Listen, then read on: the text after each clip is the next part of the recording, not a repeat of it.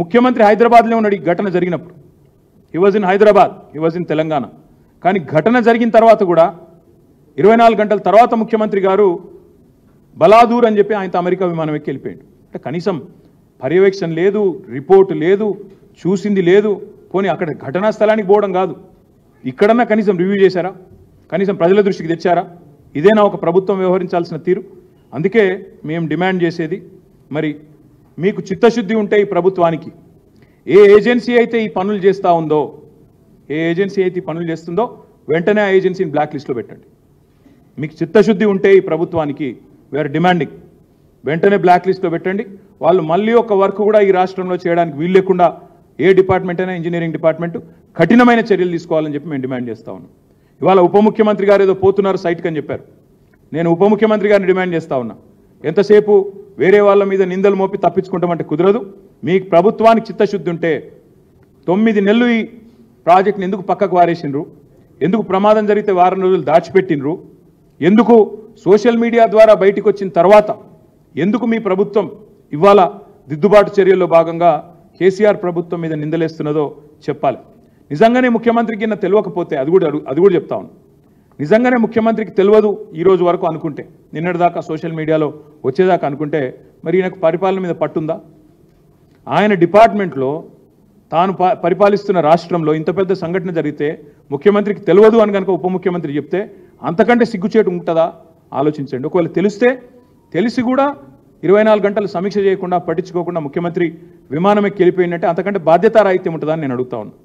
ఈ ప్రాజెక్టు పనుల్లో పర్యవేక్షణ వైఫల్యం, జవాబుదారితనం లేకపోవడం, మళ్ళీ మీదికెళ్ళి మా మీద దాడి, చిల్లర విమర్శలు, లేకి మాటలు. ఈ ఎట్లుందంటే వీళ్ళ కథ మంచి జరుగుతూనేమో వాళ్ళ ఖాతాలకు. కేసీఆర్ ప్రభుత్వం నోటిఫికేషన్లు ఇస్తుంది, కేసీఆర్ ప్రభుత్వం పరీక్ష పెడుతుంది, కేవలం కాగితాలు ఇచ్చే పని మాత్రం మిగిలిపోయింది. కోర్టు అడ్డం వచ్చింది, ఏదో కోర్టులో స్టే వస్తే ఆగిపోయింది. ఆ ఉద్యోగాలేమో నేను ఇచ్చినా అని చెప్పి డబ్బా కొట్టుకుంటారు. మేము ఇచ్చిన ఉద్యోగాలను బడ్జెట్లో స్పీచ్లు కొడతారు. కానీ ఈ ప్రాజెక్టు మాత్రం ఇవాళ ఏదో చిన్న సంఘటన జరిగింది, ప్రాజెక్టులో జరుగుతుంటాయి. కానీ పర్యవేక్షించాల్సింది, మానిటర్ చేయాల్సింది, బాధ్యులుగా చర్యలు తీసుకోవాల్సిన ప్రభుత్వం మళ్ళీ 9 నెలల కింద 10 నెలల కింద ఉండే ప్రభుత్వాన్ని నిందించి బాధ్యత నుంచి తప్పించుకునే ప్రయత్నం ఏదైతే చేస్తూ ఉందో ఇది సిగ్గుచేటు. ఉప ముఖ్యమంత్రి గారు కూడా నేను డిమాండ్ చేస్తూ ఉన్నా, మీరు వెంటనే చర్య తీసుకోండి.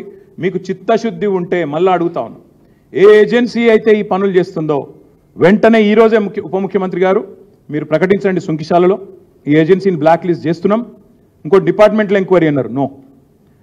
కాళేశ్వరంలో జరిగితే, మేడిగడ్డ జరిగితే ఎన్డీఎస్ఏ వస్తుంది, ఆగమేఘాల మీద కేంద్ర సంస్థలన్నీ ఉరికొస్తాయి. మరి ఇక్కడ ఎందుకు రావట్లేదండి? ఇది కాంగ్రెసు పైన ఉన్న వాళ్ళు, ఢిల్లీలో ఉండే బీజేపీ ప్రభుత్వం కుమ్మక్కని మేము అనుకోవడానికి వీల్లేదా?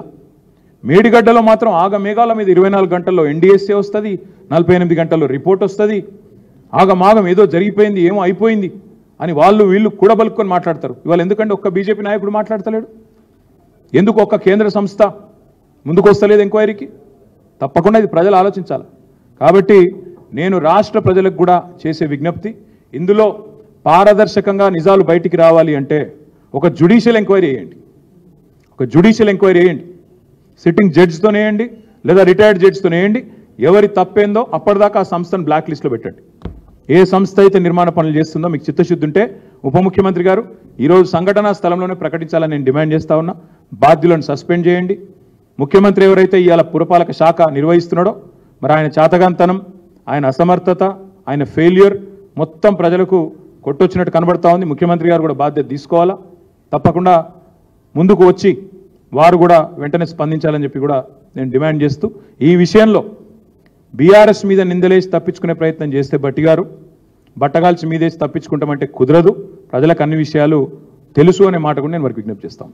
ఇప్పుడు ఆపరేషన్ లేకుండానే మోకాళ్లకు ప్లాస్మా ట్రీట్మెంట్, మీ ఆర్థోపెడిక్ సమస్యలన్నిటికీ రోబోటిక్ టెక్నాలజీ ద్వారా తక్కువ ఖర్చుతో శాశ్వత పరిష్కారం, ఫ్రీ కన్సల్టేషన్, ప్రతి ట్రీట్మెంట్ పై 20% డిస్కౌంట్. ఈ ఆఫర్ కొద్ది రోజులు మాత్రమే, త్వరపడండి. V9 hospitals 9281465842.